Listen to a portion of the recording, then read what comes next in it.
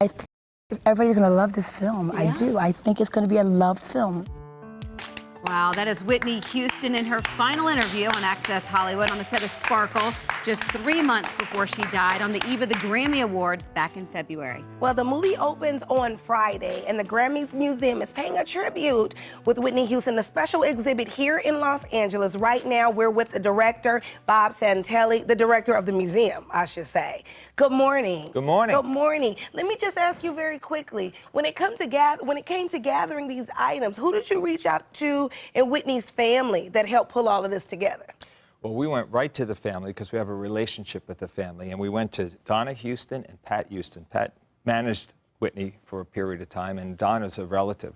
And they had collected all of this and allowed us to go back to New Jersey and to go through gowns and boxes and scrapbooks and things. And here's what we got. Where was it? Was it at a museum or was it in storage? No, it was all in storage. All in storage. So we just rifled through things and turned up boxes and looked at things and said, well, what do we need to tell the story? And this is what we came up with. All right, What do let's you got start. here? So let's start with that white sequin gown. I remember her wearing this. Yeah, that's the iconic gown, actually, in the entire exhibit. This is a Grammy gown. This is when she sings, "I Will Always Love You." She has a perfect spot in the Grammy Award show, and she just blows everybody away with it, 1994. This next one here is also a Grammy dress. I love the 80s. Yeah, that's the one. Look at That's the those one from songs. '86. Yep, and she looked absolutely incredible in that dress. Now, this piece right here looks timeless. This looks like you can pull this out at any time and wear it. Where did she wear this one? She wears this one on the Soul Train Awards, and you know that's 10 pounds. Okay, it's incredible how heavy that dress is because of all the beads and sequins. But this is a dress that she sings gospel music. Well, you don't have white gloves on, you see. Oh, look.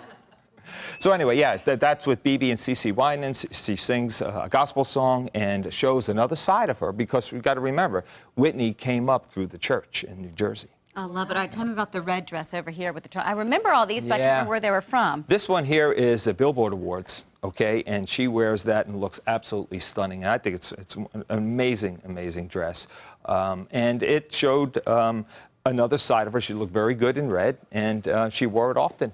Oh my God. Okay, I'm having a moment right now in the studio because this blue jumpsuit, this is what she wore when she sang the anthem. Is that right? You bet. This is from the USS Saratoga, 1991, Norfolk, Virginia. She sings for the soldiers and sailors. This is the Welcome Back Home heroes. Yes. You remember that? You know what, I'll tell you. The reason why I remember this very vividly is because I was in labor in the middle of this performance, and I was telling my husband it's time to go. And my husband was telling me, wait, Whitney, did you hear that? No, Whitney just said, wait a minute. So I remember this very vividly.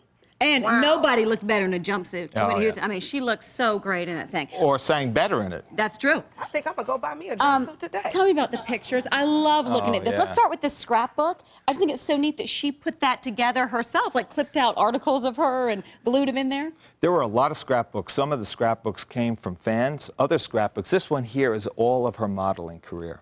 And so we thought that was kind of cool because... Did she put that together? Yeah, she puts that together and does it in a way that really spends a lot of time just cutting out figures and, you know, silhouetting the figures in some of them.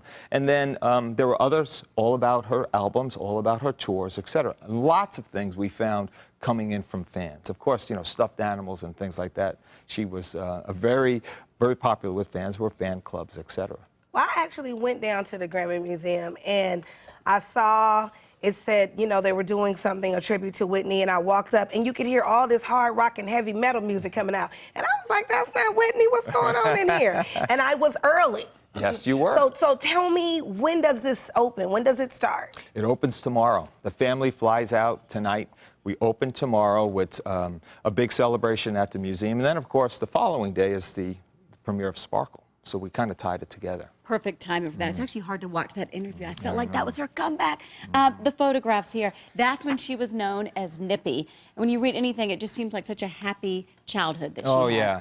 The first one, of course, the earliest one, she's about a year old, okay, a family portrait, of course. Look how cute. But the other one, she's in 3rd grade there. She has the red striped shirt on, and she's in 3rd grade there.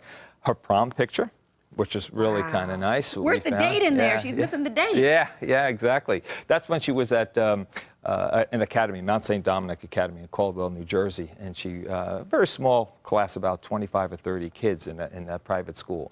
But I love the other one there. That's one of her first pictures as a model. She's like 17 years old there. Gorgeous. Yeah. Bob, thanks so much. It's interesting Thank stuff. you. Whitney's celebrating the musical legacy of Whitney Houston. Will be on display in the Grammy Museum at LA Live through February 2013. And for more information, go to GrammyMuseum.org.